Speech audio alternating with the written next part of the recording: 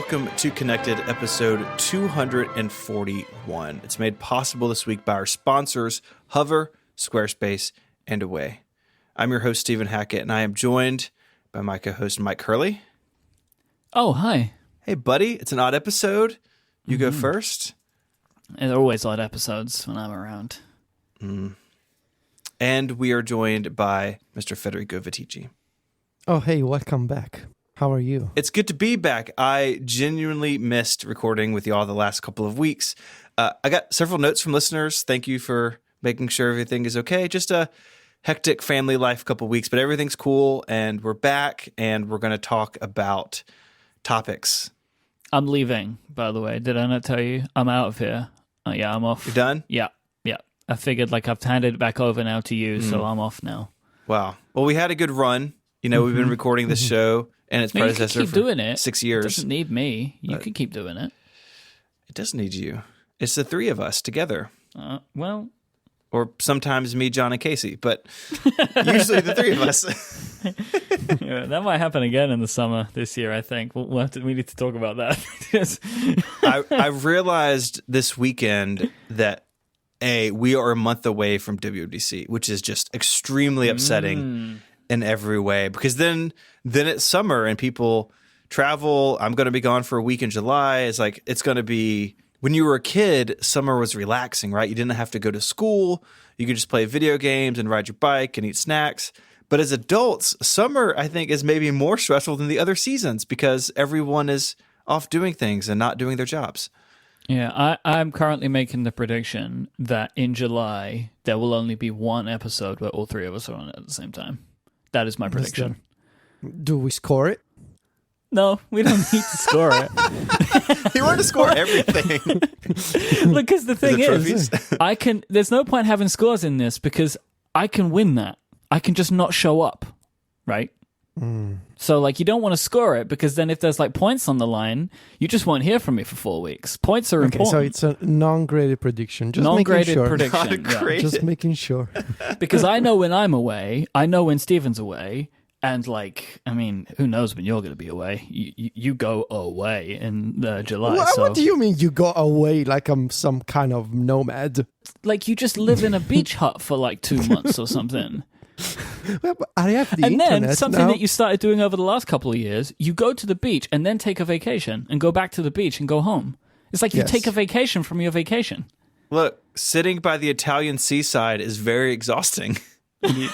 No, it's just you once you have a beach house, it's great because you can be on vacation at your house, but then you also want to go somewhere else, go to a hotel, actually, treat yourself to a real vacation. From the vacation. The beach house is not a real vacation. It's your beach house. It's yours. You got to care about it, Yeah. But now I can do podcasts from the iPad, so... it's not like when I actually disappeared years ago. You guys are complaining too much about my summer habits. It's not fair. It's not a complaint anymore because I'm used to it. We just accept that you don't love us in June, July. Yeah, you'd love the beach more. Well, yeah. Yeah, a point. Yes. Yeah, you know what? Actually, you're correct. Yeah. I think I agree. Yeah. All right, I am back, and so I can reinstitute order into the chaos that was the last two episodes of Connected. And we're going to start with follow-up. Do we have to? I mean, it is in the document, so we should do it. No. Just Probably. as a favor to you. And for the record, Myke put most of this in, not me. Yeah, I was about to say, in the interest of clarity, this is basically all my follow-up. Yeah. iFixit removed their Galaxy Fold teardown. So I referenced this on the last episode of iFixit pull apart a Samsung Galaxy Fold, and were able to show a bunch of the areas where it failed. And then a few days later, they were like, LOL, we had to pull it down because Samsung asked. And this is just one of those interesting things where I kind of want to get a feeling from you two about a story like this, because what's happened is, right, somebody gave that device to iFixit, right, and probably broke a contract. Yeah. Or at least made a situation difficult between Samsung and whoever it was that gave iFixit the phone. And then iFixit went along with the request and took it down. And considering both of you are real journalists. I want to know what you think of something like this. It's kind of shady territory.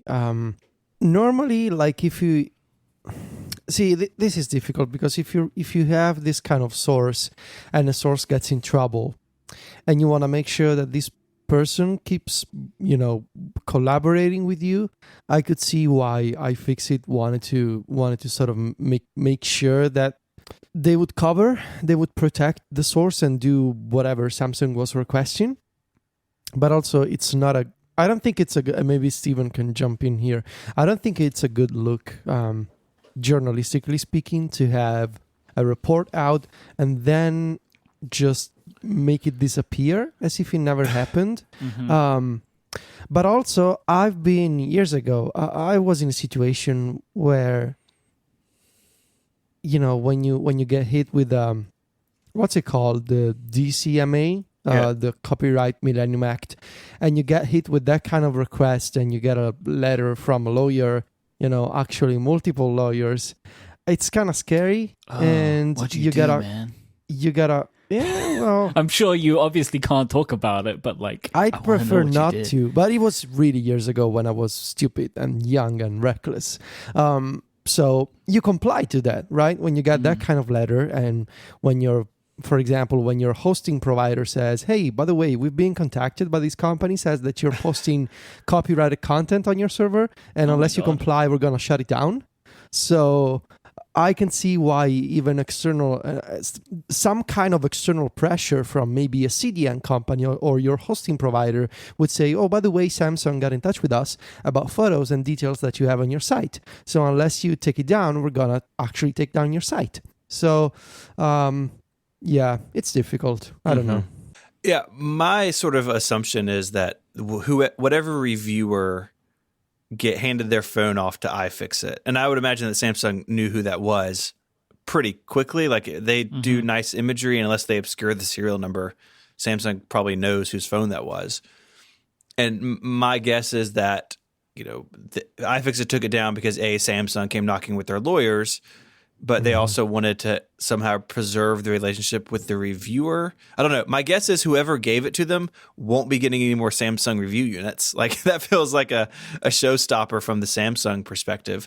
Because when you get a review unit, very often there's actual paperwork saying this is what you can and cannot do with it. This is who you can and cannot show it to.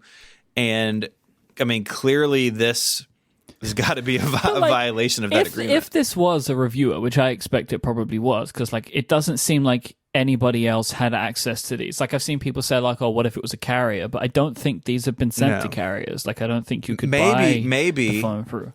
Maybe, okay, Connected, sometimes we have these theories. And so maybe there was an engineer at Samsung who knew that they were going to explode. And he's like, no, don't do it. They're going to fall apart.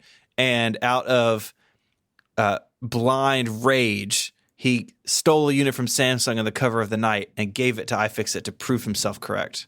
Also not a wild... I mean, you've peppered it up with some real espionage, but that's also not a wild theory either, right? That it came from inside the house. But also, when people say carriers, they don't mean like the carrier store, but I think they refer to the certification process that goes on when people who work for a carrier have to verify that this phone is going to be on our network. And so there's multiple engineers that test these new and upcoming phones in their labs. And so it may be somebody from a carrier that has some kind of long-term loan for these units and is maybe friends with iFixit, which would actually explain why and how iFixit has often access to these devices. Sense. Because I was wondering, right, like, if this was a review unit, what did the reviewer think was going to happen? Like, how would you give this device back to Samsung? Put it back. Like, you're like, what did you do to it? I don't know, nothing. It just randomly exploded. Yeah, I mean, that is what they did. Destroyed. But you ship back like a Ziploc bag full of Galaxy Fold parts. You're like, I dropped it down the stairs. I don't know what happened. It's so... And then I dropped it down the stairs, and then a knife landed on it, and that's why that cable's cut in such a specific way. Every single component just fell apart like a Lego car. The whole thing is strange. I look, but my feeling though, really, when I look at this, is like, yeah, of course they took it down because they had to, right? Like, no matter what the situation was, it was either going to be a case that they were going to get hit by a lawsuit, or they have put somebody in hot water, exactly, and they shouldn't have done that. But like, it was still strange, and something I found even weirder, like. From the iFixit Twitter account, they tweeted, "You might not be able to view our Galaxy Fold teardown anymore, but you can still watch us talk about it with Dieter Bohn on Repair Radio." And it's like, why are you owning this so much? Like, I don't get it. Like, why are you owning that? It's That's really weird. It's really weird. Like, and I mean, this is just like the perfect cherry on top of the weirdness sundae that is the Galaxy Fold story. Like, every single step of this story has been so bizarre. It's like a telenovela. It's unbelievable. This whole thing is so incredible to me. At breakfast a couple of days ago, my wife Edina was like, I don't know how it came up, but she was just like, "Oh, I saw about that phone. Are you still going to get it?" And I was like, as I said to Federico on the show last week, yeah, probably. Because I can't stop myself. Because like then MKBHD posted his review, right? Yes. And like, it's just another example of the type of thing that I'm talking about, where it's kind of like everybody's being like, yeah, I mean, like, it's really broken, but like, it's amazing though. Right. And there's something about like the way that he and others have spoken about it, of like, this is the next big form factor. Like, this has the opportunity, this has the chance, right? Like, that there is enough even in an early version to be like, oh, this makes a lot of sense. That it's probably, I mean, a lot of people are saying it's like, oh, this is the next big form factor since the smartphone. I disagree with that. Like, my view on this is the biggest form factor change since the Galaxy Note, since phones got big. Right? Like, that was a big change, right? So we had smartphones and they were small. Then they got big, and that changed a lot about how we use them, how we interact with them, considerations that we need to make. Like, it was a change.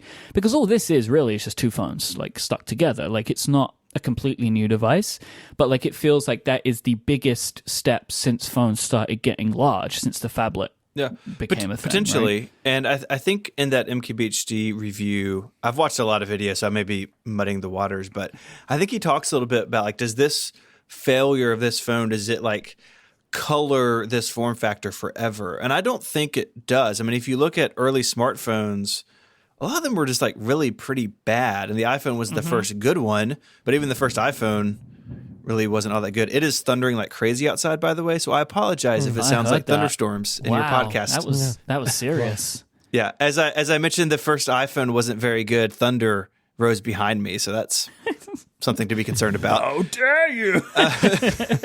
So I wonder.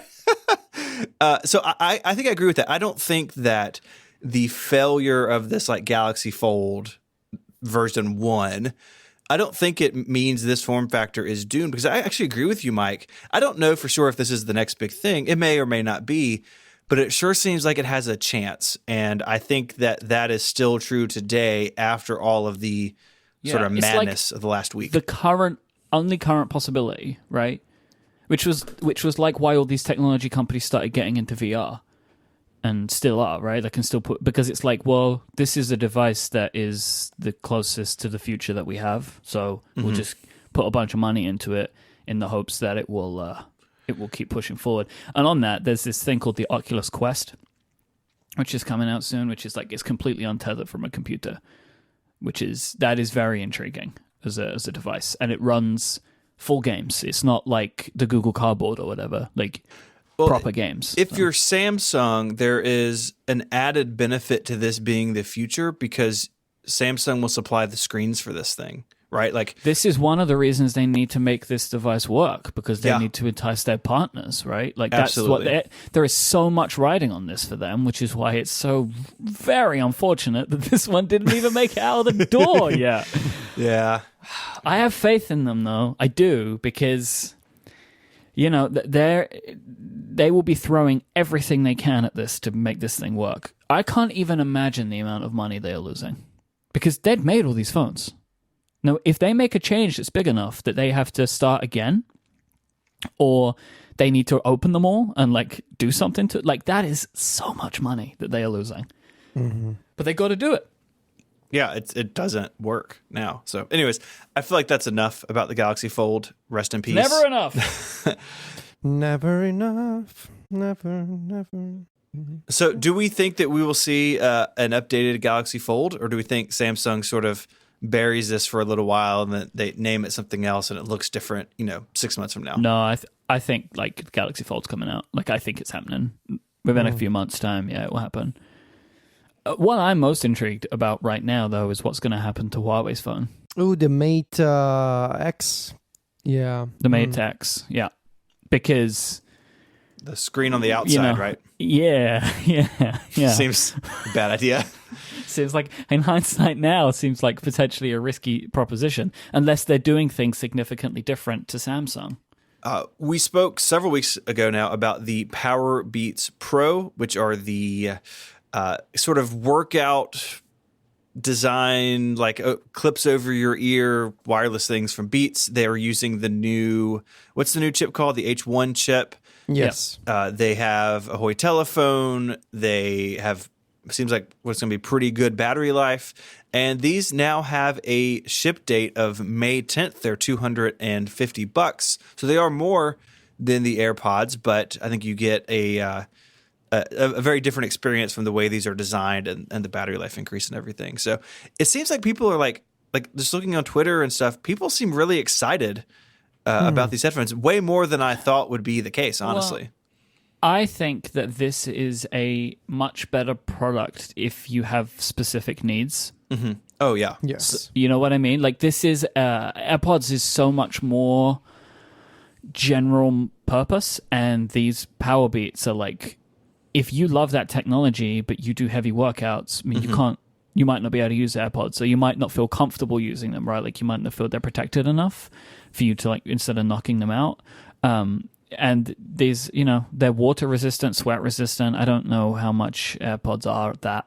And they've got like the different ear tips and stuff like that. So for people that the AirPods are not comfortable for, it is like, it's like AirPods Pro is like how I've been thinking about it in my mind. It's like, this is for a very specific type of user. And so it's not surprising to me that like the interest in them is not widespread, but amongst the people that care, they really care because they really want it. Mm-hmm. Yeah. Sylvia, she's been looking forward to this, to the Power Beats Pro. She uses AirPods and she uses them a bunch. Like when she's choreographing and she's testing a new choreography, she puts AirPods on, but she doesn't love them because she says that they're not stable enough. And I think it's because she's one of those people where the shape of the AirPods is not ideal for the shape of her ears. And so she's been asking actually for the past couple of years, is Apple ever going to make truly wireless the Power Beats with the ear hook design? And we're going to get a pair of these as soon as they're available. And also the fact that they have customizable ear tips, that's also a big win because, if the design of your ear, if the shape of your ear does not match the ideal vision of Johnny Ive designed earbuds, well, you're out of luck. Don't you remember the ears presentation? Yes, do you not remember that when Yes, like they do. went to earpods, right? They were earpods for a while. It's just like lots of people's pictures of ears. That was fun. Yes. Yep. I'll put a link in the show notes to that video. I absolutely love my new AirPods. I really do. I've fallen in love with this product all over again. They're amazing. They're so good. Yeah. So good. Like it's the battery life is so much better. I actually really enjoy Siri. It's very useful to me. Yes. And I'm wearing them. I mean, part of it is because I'm wearing them a bunch more. Because now Adina is at home more. We're both wanting to listen to things, so we both use our AirPods. But still, she still does it. Like, they're just all over the house, just outside of the case. I can't fathom. She still does it? I can't fathom how you could live that way. This They're cannot just go on for any longer, Mike. You got to find a solution to this problem. I've told her. I said I've publicly shamed her about it, like, and everything, but she just doesn't care. She just puts them wherever she wants. It's maddening to me. I don't see the benefit. Like, I don't see how you could just take them out and just leave them on the kitchen counter. Like, I don't get it. I don't understand people. I don't understand how they work. It's very concerning. We have a lot more to talk about, but first, let me tell you about our first sponsor. This episode of Connected is brought to you in part by our friends over at Hover. Buying a domain name is the first step in building your online identity, and with Hover, you can find a domain name that shows the world both who you are and what you're passionate about. It's hard when naming a project. Myke and I have told the story before, but when we were trying to name the network, it was like the biggest fight we've ever had, and we couldn't come up with a name, and we finally did. The first thing we did was what domain names are available, because once you have that idea, you want to get the domain locked in to show the world what it's all about. One of my favorite features with Hover is about this, actually. If you have that word in mind, that name in mind, Hover has a really great domain search tool on their website. So you can type that name in, and it will suggest domain names that are available, and not just the kind of boring .com, .net, but all sorts of these new top-level domains. And it can spark new ideas, and you can go in, add it to your cart, and when you go to check out, you don't have to worry about upsells and like an interface that tricks you into buying things you don't want or don't need. It's a very clean user interface all the way throughout. And everyone needs a domain name. We all have projects. We all want to get them out on the web, and it's important for yours to stand out. So Hover has access to over 400 domain name extensions that you can choose from, which can help your brand and your site stand out online. A really cool option is .me. It's a great extension to use with something like a portfolio to show everyone the work that you want to share. So if you have a great personal website ready for launch, grab the .me extension. It's super popular, like I said, for personal portfolios, and it's a great way to stand out when sending your resume out into the world. The .me domains are on sale this month at Hover for $9.99. That's 33% off your first year. And if you're new to Hover, you can get an additional 10% off any domain extension for your first year if you go to hover.com/connected. That's hover.com/connected. It's time for you to get your portfolio website up and running with a great and unique domain name.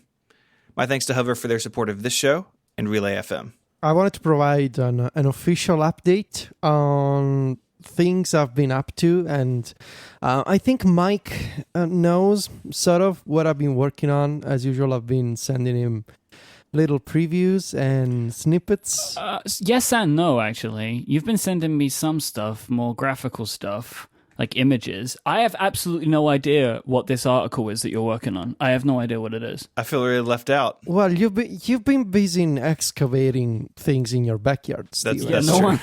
Everyone's been too scared to talk to you. Didn't want to, bother you. Yeah. I've been working on this major story that I would like to have on the website before WWDC. It's like very big, in-depth story. So that I kind of don't want to spoil the topic, but let's just say that it's about the iPad. Weird. And yeah, I know, but it's like, to give you some context, this has been like an iOS review like effort. So the type of depth and the type of I have a mind map and I have multiple chapters and multiple sections, and I'm working on really nice looking assets for the story. So it's the whole deal, right? There's going to be extras for club members. There's going to be an ebook version and all of that stuff.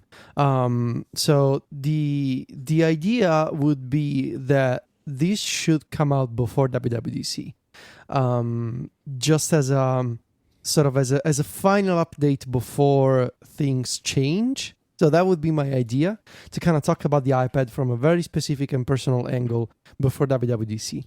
The reason that I bring it up in the show is not just to build hype, because that's what I do, but also, I mean, come on, you gotta. You're a hype man. Federico is the hype man. There should be a poster for that.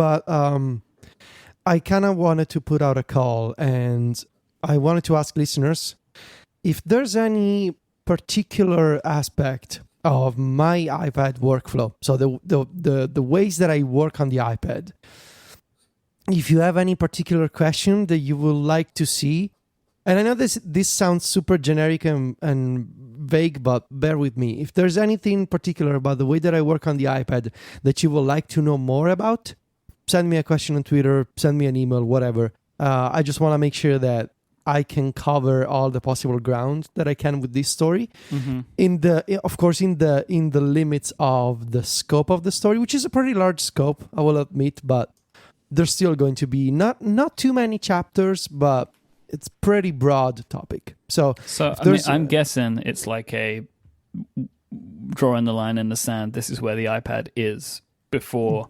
Yeah, Right? Okay. kind of. Yeah, Okay. but sort of from my perspective, and so going back through sort of all the changes that I've been through over the past few years that I've been using the iPad, and sort of from that perspective of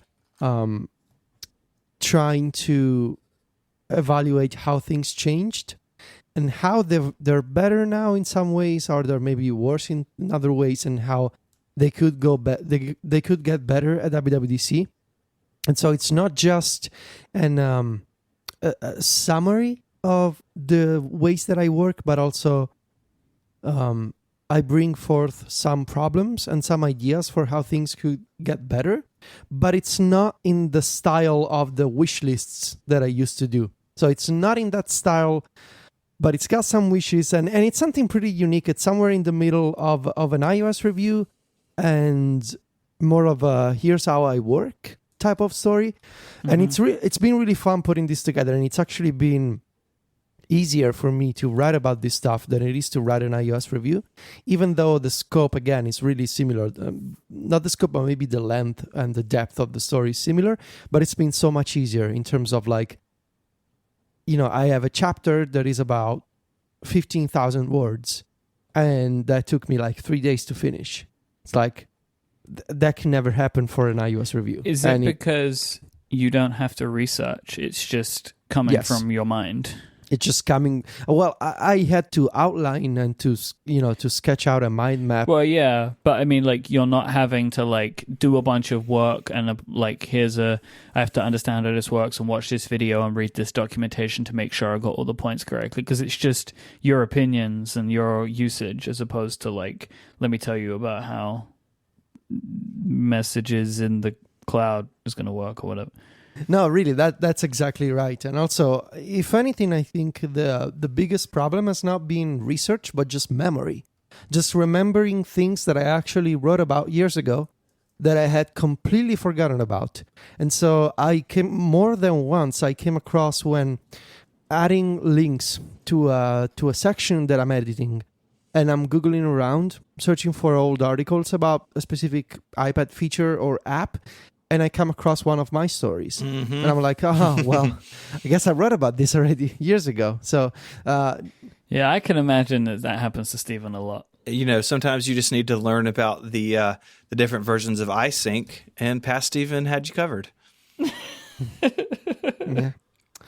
Yeah. So, that's basically what I'm doing now. If I'm a bit less active on Twitter, maybe for at least another week to 10 days, because I think I'm approaching writing the last chapter. So that's a good sign. So I would say I'm about 60 to 70% done, maybe, which is good. But again, it's a much faster process than doing the iOS review, even though, again, there will be all of the things that you're used to seeing when I do one of these stories. So the extras and talking about it on the podcast and the ebook version and tons of screenshots and all of that. If you want to talk about it on the show, you're going to have to do your usual thing. I'm going to need it very early, so I can very slowly read through it as I want to do. Yes, we will do that. You will get an advance press copy. Advanced screening. You got to like put my name all over it in case it slips out. It's there, like a right? watermark. Myke Early. It shows up on iFixit. You know who did it. So yeah, that's basically what I've been doing for the past couple of months, quietly behind the scenes, and just writing for the past 3 weeks, almost a month. Yeah.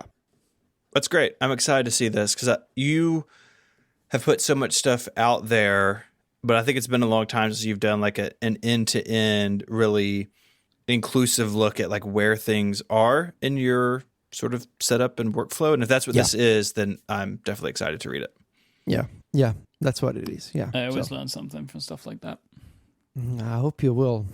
It means I've done something right. So, getting there, and it will be fun to talk about in the context of some of the ways that I work on the iPad these days, and sort of some of the tools that I've even commissioned to people to build for me specifically. Like, what you'll see, it's gonna be fun to cover. Yeah. It is the year 2019. That means we have to talk about Aperture, apparently. Okay. Apparently. Sure. So, You know what? Yeah. Actually, before we get into this, can you give us a little history lesson? well, there's an article over at macstories.net that I wrote last year about the history of Aperture. You can go read. This is one of those things. Like, I Google it and I did this. Yeah. How useful. Yeah, way to go, Pat Stevens. So if we wind the clock back to, I don't know, 2005, you had like iPhoto, iMovie, iDVD, and then Apple was making like pro versions of all those. So you had iMovie, but then you also had something like Final Cut, which, So did came along. the consumer version of these products all come before the pro versions? I plead the fifth. Okay. I'm not. Did they ever make a pro version of iDVD? That's basically what I'm asking. Yes, there was a tool. I Joe was Steele, kidding. if he's around, will know. What does that mean? What you just said? You don't know what iDVD is?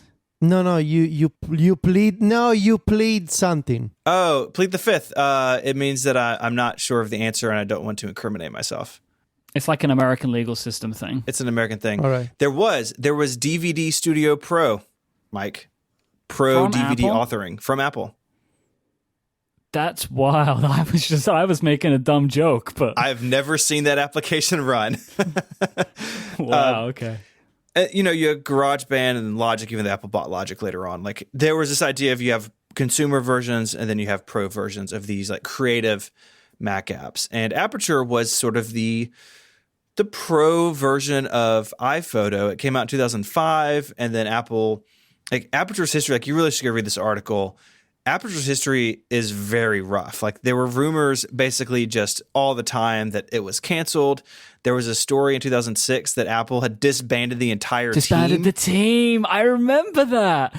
As reported by Think Secret. Says this is the era that we're in. Whoa, that website did not end well. No. Was that the one that Apple sued into Yes. oblivion? Yeah. Yes. Why did they do that? They there was a story about some, I think, about unreleased hardware or Yes. something. And anyways, Wasn't that's a this whole the hardware that they like that It wasn't wasn't some- real? potentially. Was that it? Potentially, it wasn't Okay. real. That is up to debate. I should write about that. I'm putting that on my list. You should write about that. What happened to Think Secret? I'm gonna What put are You can they hear. now? You can The literally people hear who- Stephen writing this idea down. putting it. What He's like typing into happened notes. to Think Secret? Think On your Secret, little question notebook. mark. Yeah. Yeah.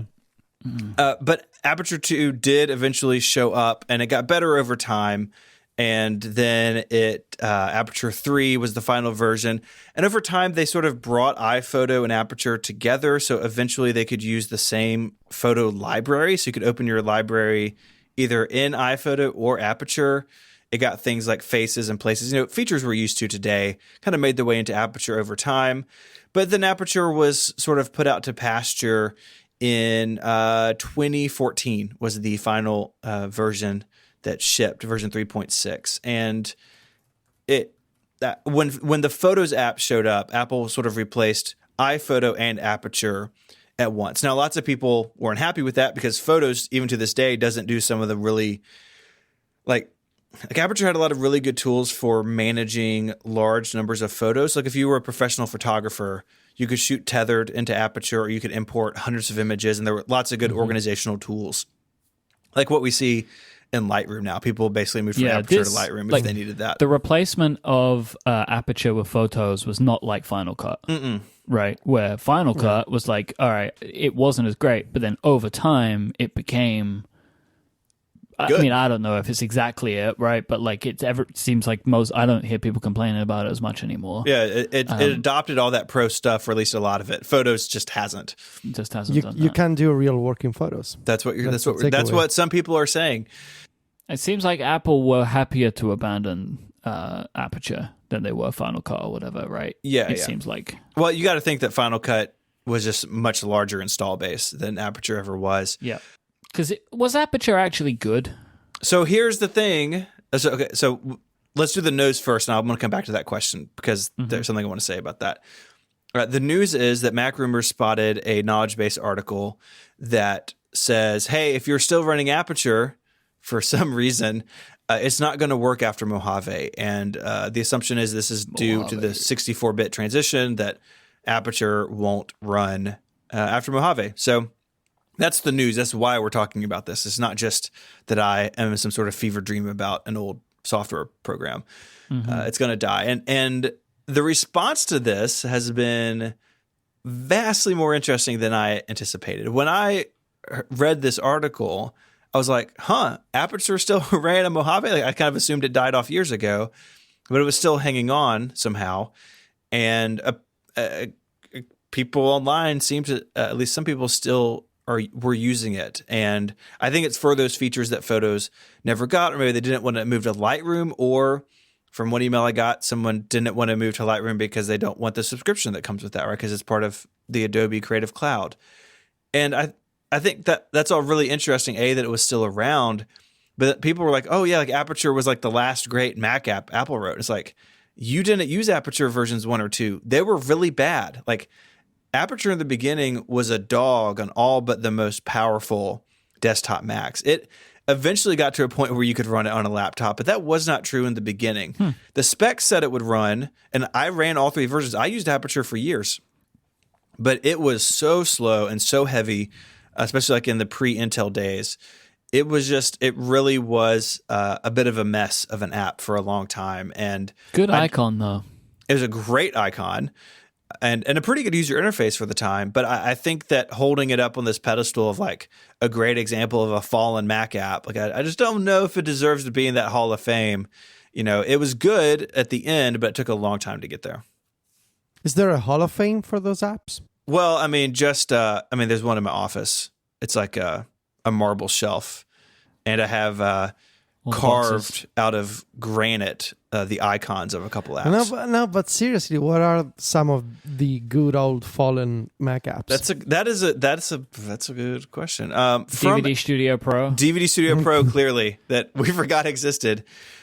I mean, I think you could put like the pre-gutted version of Final Cut. You could put iMovie HD in there. You could put, I think really you could put like a sort of midway through its life version of iPhoto in there.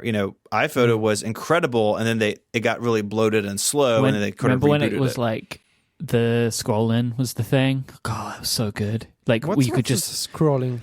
That's where scrolls like butter comes from, right? iPhoto. That's where that phrase comes from. Like, because you could scroll the library, right? Like you could just like scroll through your library, and it would run really smoothly, faster than like a Finder window with all those photos in it. It was really a very, very, very impressive thing. And they did the where you would be able to like run your mouse over the collection, and you would be able to like scan through all the images, right? They would like change the cover image in front of you. iPhoto was an incredible application. Like it was. The iPhoto was the result of like the first. Do you remember the first scoop that me and you ever got? Do you remember that? I do. There was. I'm gonna see if I can find this. So it was. They used to have like you could geolocate. You could have like geolocation for your images, right? And I noticed one day that the map looked weird. Like it didn't look like Google Maps when I was looking at like my home or whatever, and it turned out to be, what was it, like Open Map or something? OpenStreetMap. Yep, and because this was before OpenStreetMap. This was before, actually not that long before, I think, Apple abandoned Google Maps. But it was like well known at that point that there you go. It was well known at that point that it was going to happen. I really enjoy Steven's updates on this post, which is just listing all of the cool places that it got shared. The Next Web, The Verge, Daring Fireball, and then OpenStreetMap themselves. I got my Via though, and at the bottom got my Via. You just get all the people who link to you at the hey, bottom. You know what? 2012 was a different time in blogging. But yeah, it was that was fun, right? Like that was was one of the great things of iPhoto. And the reason I know this is because I used to meticulously categorize my photos. Yeah, same. I actually was looking for some images the other day, and on an external hard drive, I have a backup of my iPhoto library. And it's like a bunch of images or whatever, and I have all of the stuff that is important to me, but it was something that I was looking for, and I pulled out this drive, and I ended up opening iPhoto on my iMac, which was not a thing I thought I could do anymore. Turns out you can still do that. So this is why iPhoto's in my mind so much, because I was just in iPhoto like 3 or 4 days ago, which was a fun experience for me. And because I went to the faces and everybody's names are listed there. If you were in a picture of mine and I knew who you were, I created like a face like for you, right, and named it and everything. But I don't do. I have like 12 people on my photos, the current version of photos, for all of that information. So like I don't really go for the categorization anymore. But I used to be big on it. Photos. Yeah, Aperture. Totes dead. Yeah. So can somebody tell me, because Apple is saying, oh, move it to Photos.app or Lightroom Classic. What is Lightroom Classic? Does anybody know what that is? It is the version of Lightroom that was the current version until maybe like a year ago, and it has a lot of those like big library import type tools. Oh. Lightroom, I think they're calling it Lightroom CC or Lightroom Cloud. I don't have either installed, so forgive me if the name's not quite right. It is more, I think, kind of more like Photos, where like it wants to sync all of your images to a cloud service, and I think it lacks some of the features that the old Lightroom did. I think if you were really dependent on workflows in Aperture, the classic Lightroom is probably a better fit. Okay. But just move it to Photos. Photos is fine. I want to know if literally any of our users are still using Aperture. I just want to know.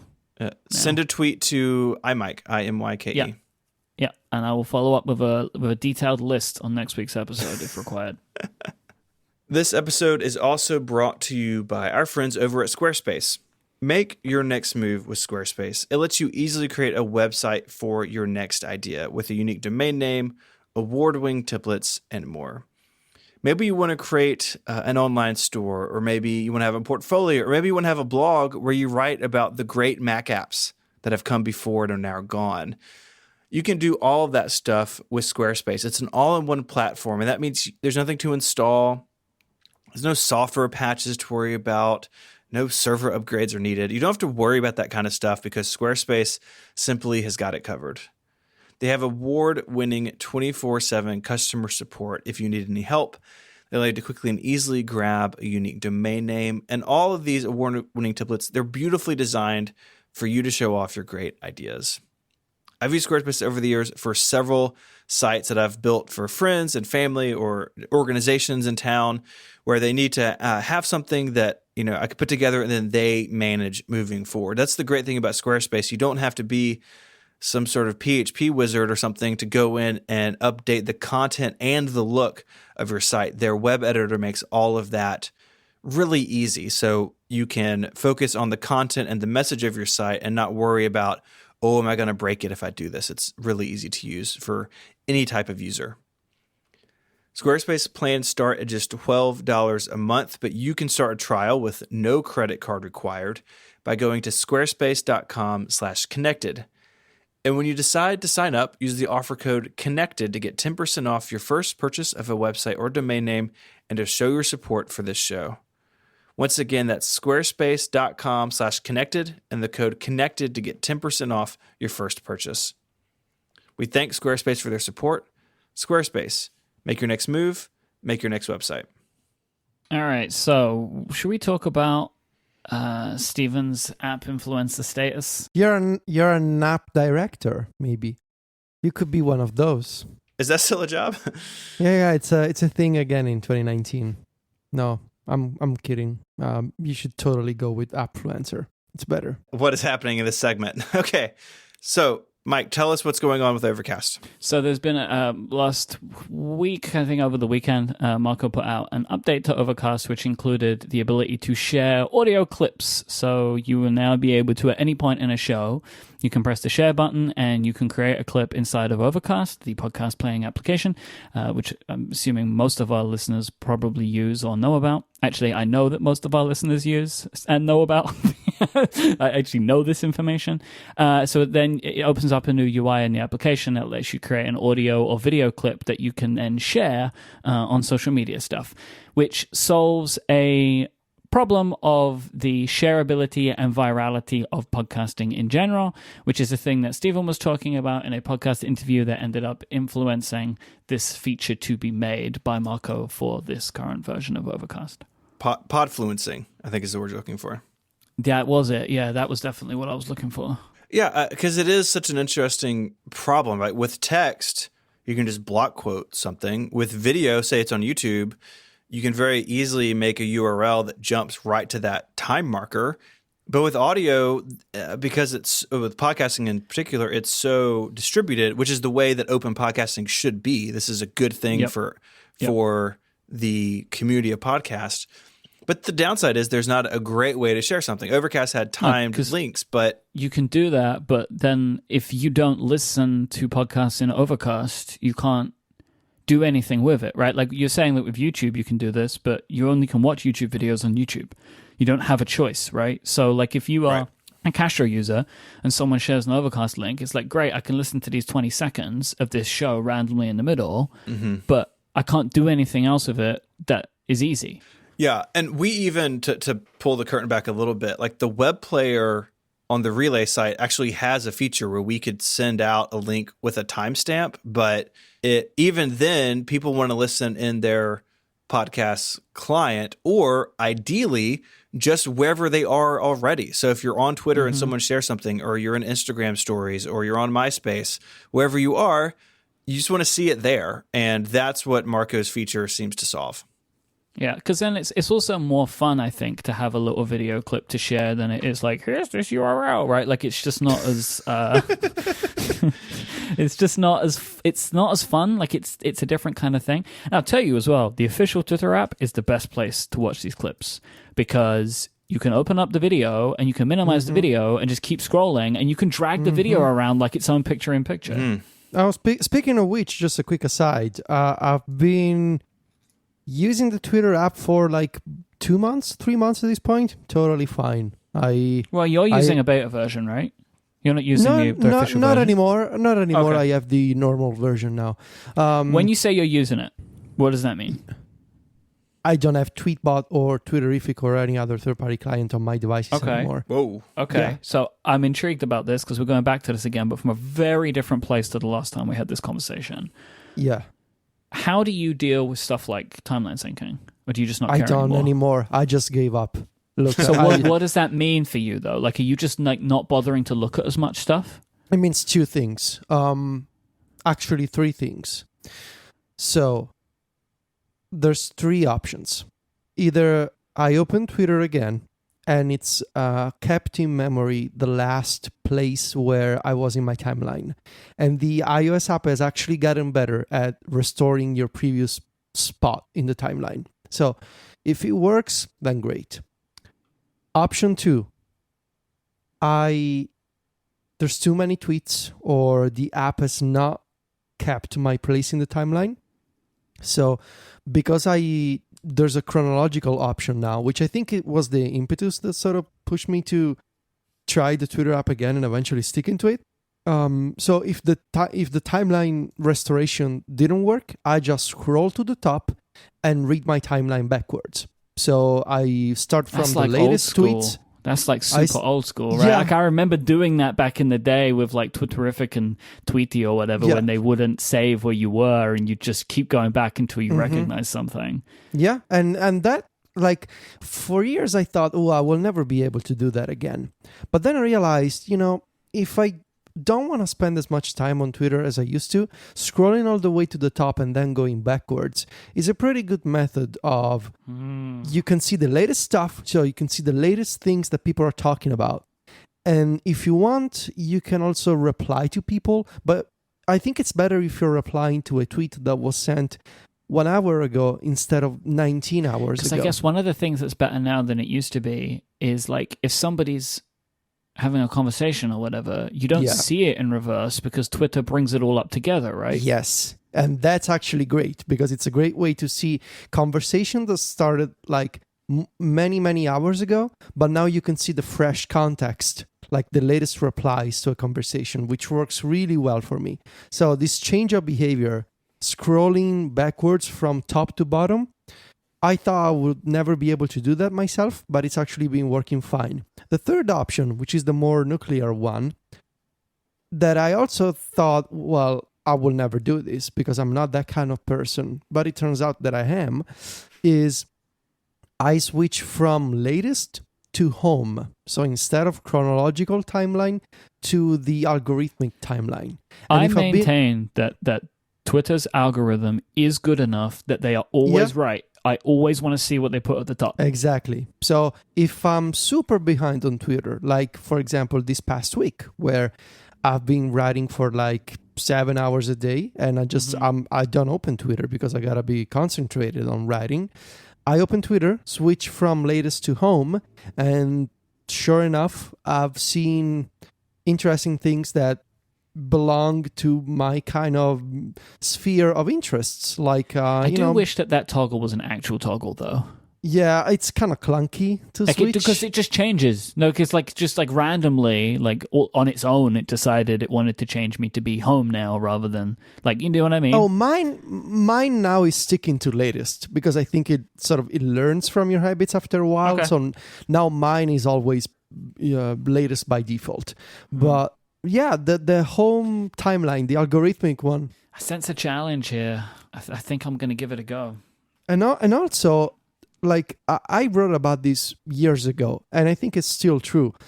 If the Twitter app works for you, if you get used to the features of the official client, it's going to be real hard to go back to third-party clients. And I love third-party clients, right? But the conversation view, the notifications for all kinds of things you want to see, the complete search that allows you to search for tweets that go back just years ago. Polls and the excellent image support, GIFs and videos, all this kind of stuff that is native to Twitter. I gave up on trying to use the third-party clients months ago, and the chronological timeline makes it work for me. Sure, the iPad app is not great, but also, I wanna spend less time especially on the iPad. A lot of the things that made third-party apps good, they lost their advantage when the API stuff changed. Like the multi-column views and stuff are just less useful when the notification streaming API went away. Right? We spoke about that at the time. I use Tweetbot in one column view on the iPad. And so using the timeline this way and my method that I actually wrote about on Mac Stories to see a unified view for mentions and quote tweets and people who use my name in a single like a saved search. I wrote about it on Mac Stories a couple of months ago. That works totally fine. So I can have a unified mentions view like in Tweetbot, which is great. So, this was just an aside to say that, yes, I agree with you. The Overcast video clips are perfect for Twitter. I'm gonna take the Federico challenge that you didn't give me. And I've moved Twitter to my dock on my iPhone, and I'll do the same on my iPad, and I'll try it over the next week, and we'll report back on next week's episode. Stephen, are you willing to take this challenge? He's not on Twitter. Why would he take it? He's sometimes on it.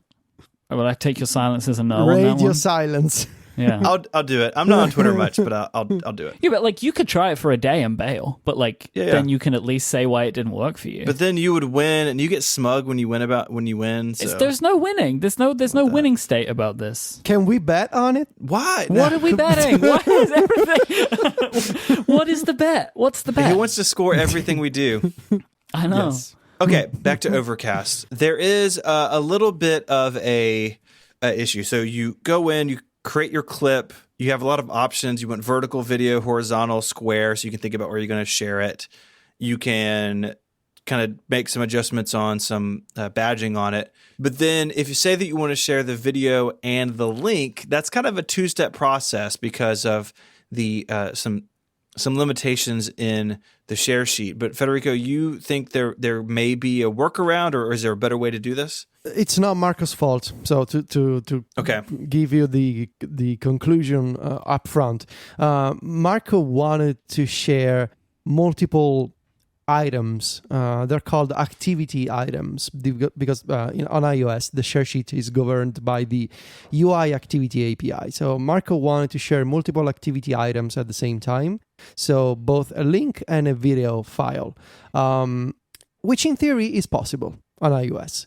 But what he discovered is that so many third-party apps don't do a good job at accepting multiple items shared behind the scenes from one app to another via the share sheet.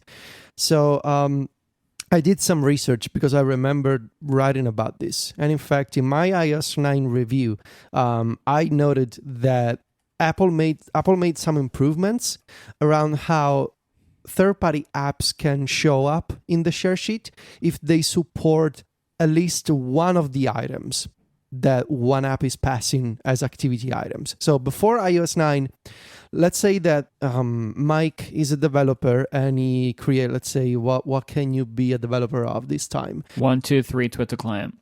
Myke is the developer of 123. No, Twitter client doesn't work. Myke is the developer of 123 graphic editor. And it's an app that lets you share images both as PDF versions and JPEGs. And so he implements the share sheet and he shares both files with the share sheet. Before iOS 9, the extensions that you would see appear in the share sheet were only for those apps that explicitly said to the system, we support both PDF and JPEG. But if you only supported one of the two, so either a PDF or a JPEG, you would not show up in the share sheet at all, which was terrible in iOS 8. In iOS 9, Apple made this change saying, okay, even if you support just one of the multiple formats that are passed as activity items, you will appear in the share sheet. And by default, you will accept just the item that you support. Which is great because it allows, a consistent experience of you see always the same apps in the share sheet and all of that. The problem is that, again, as Marco noticed, so many developers don't do the work of saying we can read multiple data items at the same time and accept those at the same time and share them. So you find yourself in the situation of Overcast is sharing both a link and a video. But then the extension that you pick, whether it's a Twitter client or an email client, whatever, only shows you the video or maybe only shows you the link. Which is arguably a worse experience because it is unknown, right? That's the problem. It's unknown and less obvious. And so what Marco did, I think, is the right call until Apple provides some kind of better system maybe of... By default, I'm just going to share the video because that's the most important part. It's the video clip. And then I'm going to put a button in the toolbar to copy the link to the episode. So the perfect workflow at this moment would be you copy the link to the clipboard and then you share the video. You use whatever app or whatever extension you want to insert the video clip, and then you manually paste the link that you've copied to the clipboard. Which is, I think, again, that's the right call. Ideally, there should be, some changes around how the share sheet and the activity API stuff works. But I kind of wish that Marco shipped the option maybe as an advanced feature, because I would have had fun scripting that with shortcuts. That would have been something to deal with the video and the link at the same time.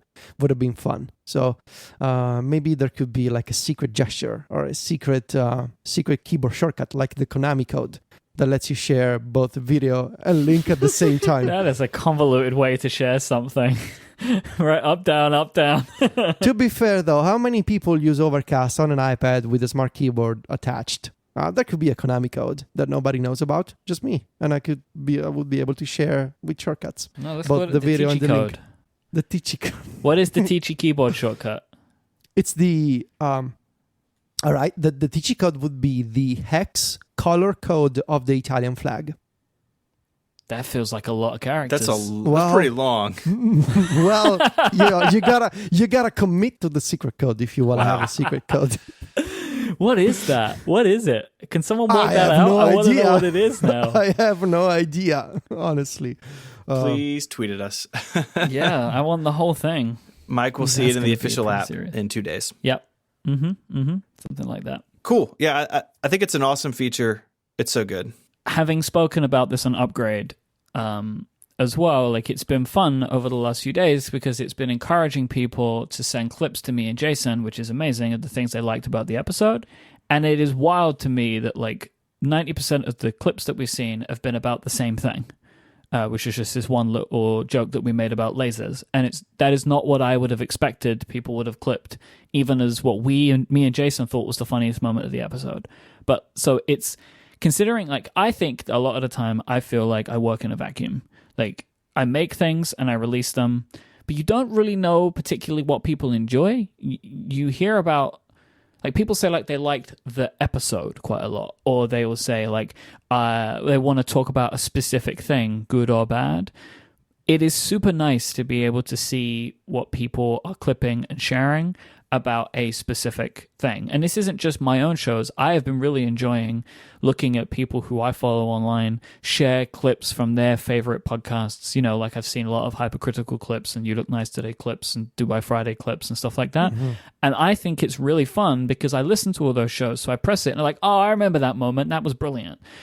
So I encourage, there's also been some Weird Fish clips, of course, not like the PHISH, our Federico's Weird Fish. Oh no, fish are weird. The band Fish, but we're talking about. Yeah, but that wasn't what I was. You know, we were talking about Marco, and I figured it might confuse people. But so I'm sure we all do encourage you to, if you ever find something you enjoy about our show, share that clip, and if you want to, please tag us in it because I like listening to it.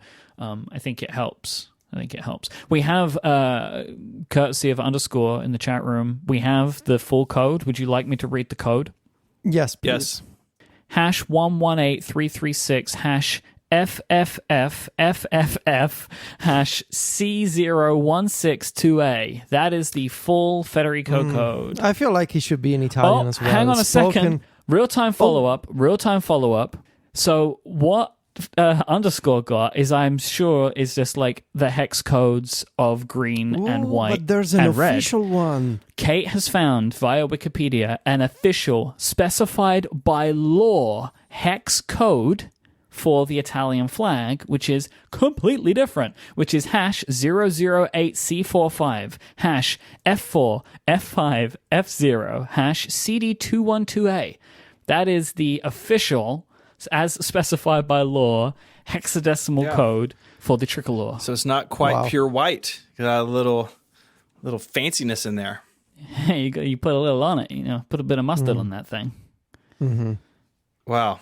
Well, glad we got that sorted out on this. The more you know, we have laws that govern colors of flags. It's like branding guidelines. It's not a surprise. Mm-hmm. We have like hexadecimal codes for all of the Relay FM stuff. I'm sure you do too, Federico. It's kind of like a flag. Well, Sylvia does. I have no idea what type of red. There is one, right? There is a hexadecimal There is code for the one Next Story Slide. somewhere. Yes. Are we done with this part now? I feel like we've covered the flag colors pretty well. Yeah, that was the most important part. We can be proud of that. Okay. We have one final sponsor this week, and that is our friends over at Away. Away makes smart premium suitcases because your luggage shouldn't cost more than your plane ticket. And if you think about when you're traveling, maybe you're stuck in an airport or you're just running around trying to catch a flight, the number one thing you need is more battery. And when you buy an Away suitcase, you can charge all of your devices while you travel. Both sizes of their carry-on feature USB ports with a battery large enough to charge your phone 5 times from a single charge. Go to awaytravel.com/connected and you can browse Away suitcases, all featuring premium German polycarbonate, which is unrivaled in strength and impact resistance, yet still lightweight. You can choose from over 10 colors and 5 sizes. The carry-on, the bigger carry-on, the medium, the large, or the kids carry-on for the smaller travelers among us. And Away cuts out the middleman so you can get first-class luggage at coach prices. Away suitcases feature a patent-pending compression system, which is great if you're like me and you overpack. And they come with these 4 360-degree spinner wheels. Away's carry-ons are compliant with all major U.S. airlines while maximizing the amount you can pack with things like TSA combination locks built right in. They also feature a removable, washable laundry bag, so while you're away, you can separate your clean clothes from your dirty ones. I took a flight a couple of months ago, and I ended up stuck in the Charlotte airport for like 5 hours. I missed my connecting flight and was just stuck in the terminal and hunting around looking for a place to plug in my iPhone. And then I remembered I'm traveling with an Away suitcase. I had the battery with me so I could charge my phone. I could sit where I wanted to, and I didn't feel like I was hogging an outlet because I was just charging it from my suitcase. It was awesome. Away believes in the quality of their products, and that's why they offer a lifetime guarantee. If anything breaks, they'll fix it or replace it for life. And they have a 100-day trial with a no questions asked return policy with free shipping on any order within the lower 48 states. So go to awaytravel.com/connected, and if you use the code CONNECTED at checkout, you'll get $20 off any of their suitcases. That's awaytravel.com/connected and use the code CONNECTED for $20 off. Thank you so much to Away for their support of this show and Relay FM. I'm sorry to do this to you guys, but I feel like we have very important real-time follow-up on the matter of flags. It's popping off in the chat room. They're going wild in there about this. We should mention it. So underscore David Smith went on the, he says seemingly official government website, and he has a point. It's not even HTTPS. I mean, come on. How expensive is an SSL certificate for the Italian government after all the taxes we pay? But anyway. There we go. It's popping off step now. back. So the government website uses a slight variation of the previous color. So this one will be 009246 FFFF CE2B37, very popular color scheme. But Kate noticed how on Wikipedia, in fact, they mention how the color that she discovered only applies to flags produced on polyester fabric bunting. Bunting is like it's like flags, like little flags. Why polyester though? What if I wanted to make a cotton Italian flag or a silk Italian flag? You would get arrested in Italy. Oh, you cannot it's a polyester only? Is that the law? You cannot have a cotton flag. That's against the law. You learn something new every day. Yeah. So I declined the cookies on your government website. I'm such a rebel. Yeah, you shouldn't trust those. I declined them.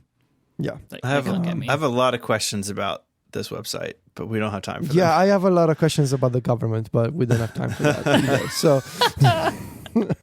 anyway. I don't know what this says, so hopefully this isn't something bad, but like halfway down the page on the right-hand side, there's a graph, and it's like an arrow shooting out the top of the colors of the Italian flag. It's very exciting. It's a very exciting graphic. What does that say, Federico? Do you see it? It's Contratti di Sviluppo? Yeah, that arrow is bull.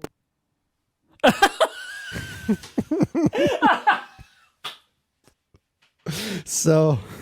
Well, we had a pretty good show this week. I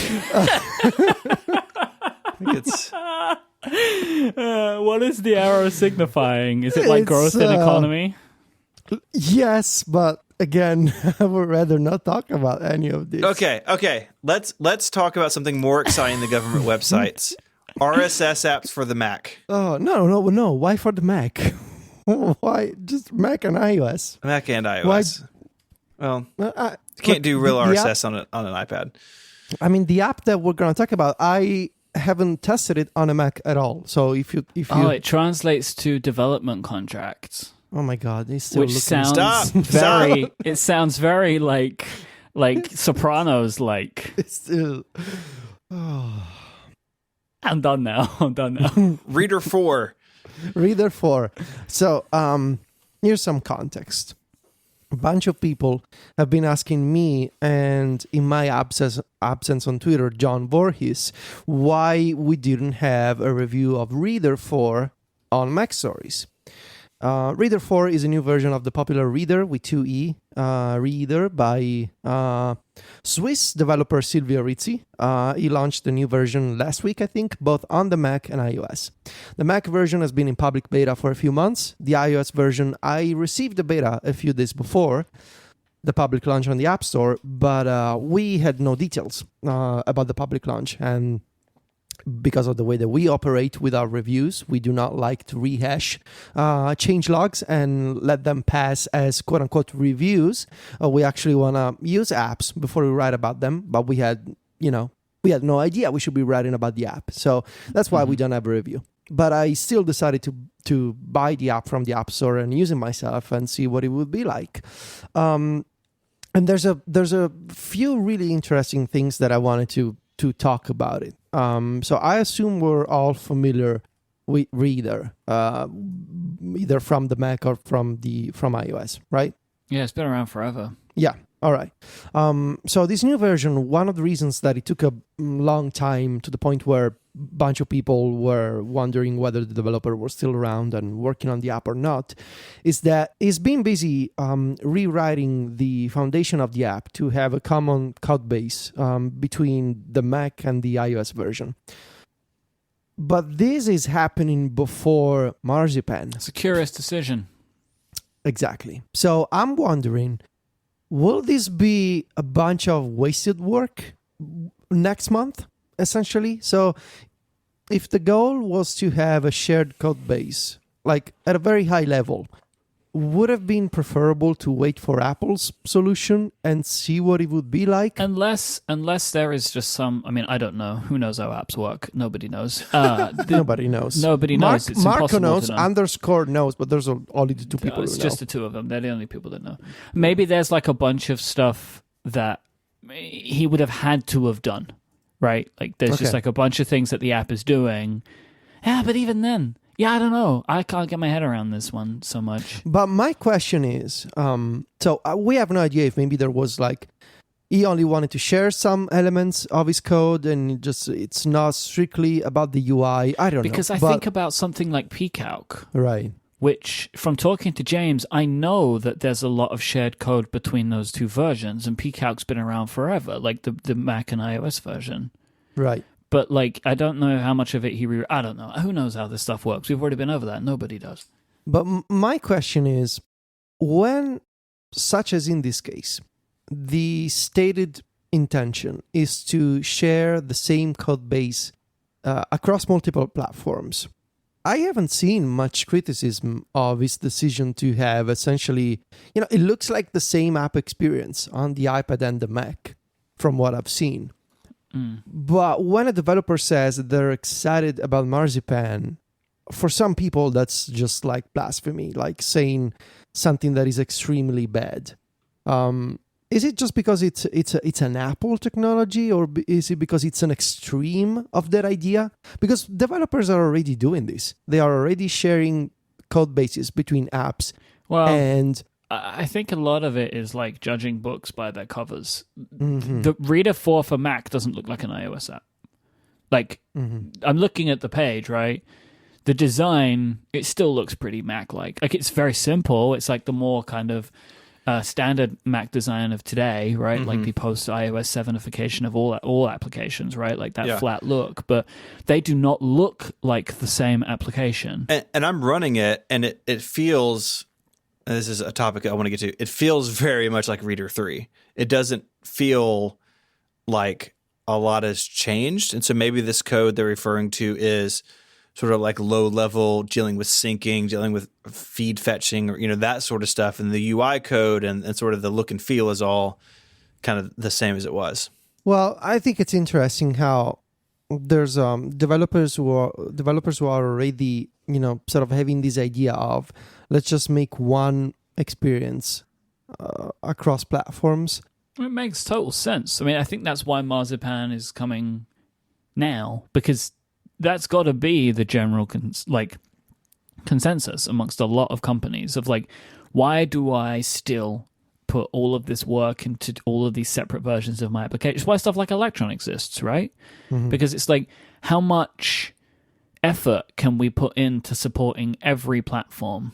And, like Electron apps run on platforms where like the Mac and Windows, where it's like it would be really beneficial for us because nobody's like mega excited, or like the general public population is not mega excited about the application development on these platforms, right? Like it's smartphones now, right, and tablets that people seem to be excited about. So we can do this. So let's just do this, and that's how stuff like electronic apps continue to proliferate, right? Because it's consolidating the amount of development that you have to do where you can. And so I figure, like, you see something like this and it's like, yeah, I would like to unify the work, so there's stuff that I don't have to continue duplicating and like redoing over and over again. Like, I can imagine it's got to get pretty tiring to, like, every time you want to build a feature on one platform, you have to find a different way to build it on the other platform, which is why I think ultimately that Marzipan will be a good thing for these reasons, right? Like, in theory, as long as everything can be implemented in a tasteful way that works well, it should make stuff easier for people, like, to be able to offer multiple versions of applications on multiple platforms. I have an anecdote for you. So until a few years ago, by the end of the year, I used to do on Mac Stories both the must-have iPad apps and the must-have iPhone apps as two separate stories.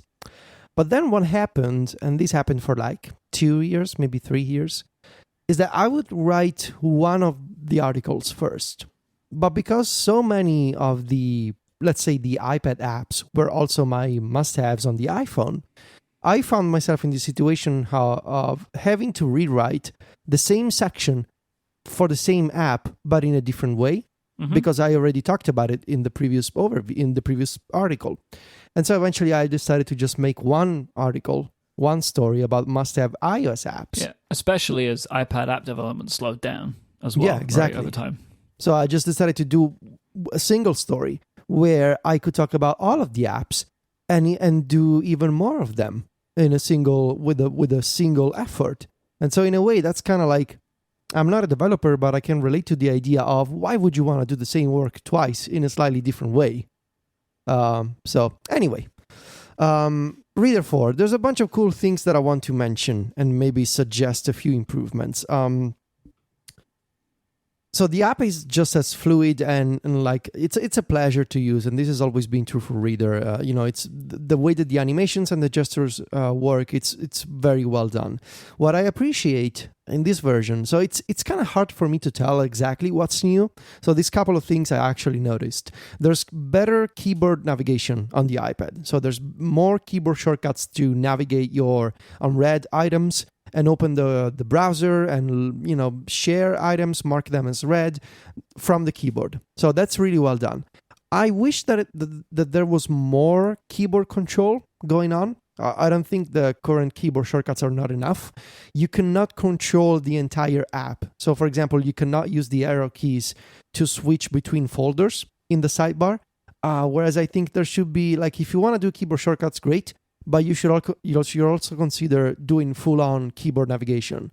And to every screen and every element should be selectable and associated with a keyboard shortcut these days on iPad.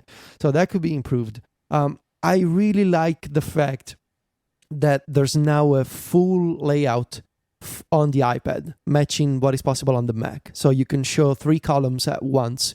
You can have your sidebar, your article list, and the article view all up on screen at the same time, which is great on the iPad Pro. So you can have 3 columns on the big iPad Pro, move between articles with the keyboard. It works really well. And again, I wish that more developers actually did this on the iPad, use a 3-column layout. And I was actually in touch with a developer recently of one of the apps that I use a lot. I don't want to call it out in case it doesn't want to. But I asked for this kind of column layout. And he mentioned how he was using the default split view control that Apple provides as an API for developers to have on the iPad, a sidebar and a content view on the right. And he mentioned how he would like to do a more custom Mac-like layout on iPad, like multiple columns, multiple content areas, but that will require a custom implementation right now. And he mentioned something really interesting, that maybe Marzipan, because of the way that the idea of bringing iPad apps to the Mac, and on the Mac it is very common to have at least 3 columns. You have a sidebar, you have an item list, and you have an item view. That is very common for a Mac app. Maybe that will be, that will push Apple to say we should also offer this type of layout as an API for iOS developers. So that was a really fascinating point. Maybe thanks to Marzipan, we will have that kind of influence back towards the iPad of, if you want to bring this to the Mac, then you can also have this control, this API on the iPad, which would be nice. There are some other minor additions in Reader 4, better ways to have image previews. And this is something that I do not quite understand. There's a new built-in reading list feature that allows you to save articles for later, which is great, but you cannot save articles from other apps. It's just a reading list for things you discover in your RSS. And how's that different from starring some article from your RSS and finding it later? I think it would make so much more sense to have a Reader extension that lets you save any article, any link from Safari or Twitter or whatever. Instead, this is a built-in reading list for Reader, but it only applies to items that you save from Reader itself. So if you come across an article on Twitter or Safari or whatever, you cannot save it to Reader. So there should be an extension. And there's support for read it later services. So you can hook up your Instapaper account to Reader, but it treats it like it's RSS articles. Like the UI isn't personalized enough, I don't think, for that sort of content. And like to your point, if there was a share extension for this, or you could send stuff to it, then I could potentially get stuff from somewhere into my Instapaper account via Reader. Like, it feels like that side of things just isn't done enough for what I would want. Yeah.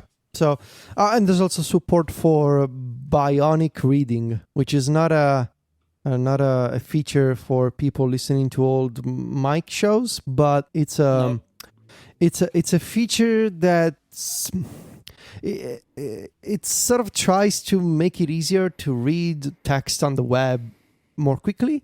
How? But it makes the first few letters of a word bold. Makes the font bold of the first few letters of any word, which in theory allows you to scan words more quickly. I'm looking at the website and I can't read this paragraph. Yeah, it's let's just say opinionated. It makes it like I can only read one word at a time. It reminds me of the dyslexia font somehow. I don't know why. Well, I think the open dyslexia font, I think it has a lot of like loops and stuff, and some letters are thicker. Yeah. So there's like a thickness difference in the letters. So I think that's what it is. Yeah. But I can't read this. This is upsetting to me. I'm sure it works for some people, right?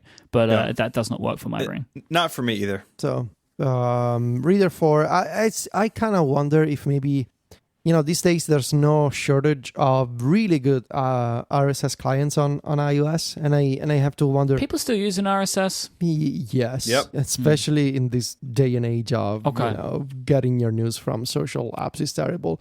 Well, because I was just thinking there's more and more centralized services these days too, like Apple News or whatever. I assume that's not overtaken it. I mean, I don't use any of these types of apps. It's just if it's on Twitter, I'll read it.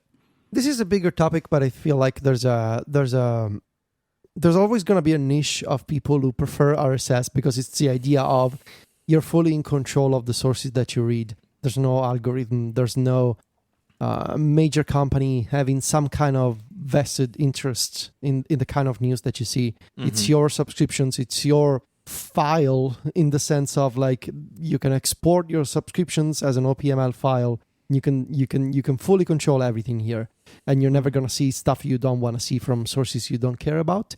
Yeah, this might be the issue with your Twitter experiment. That I get all my news from Twitter, so that might be. We'll see. That might be a bit trickier for me. I'll find out. But yeah, anyway, my main takeaway was I'm gonna use Reader for a while and see how it works. But I have to wonder if maybe these days apps like Fiery Feeds and Lear are maybe doing a bit more on iOS in terms of like the features that they have and all the customizations that they have, the keyboard navigation, the drag and drop support.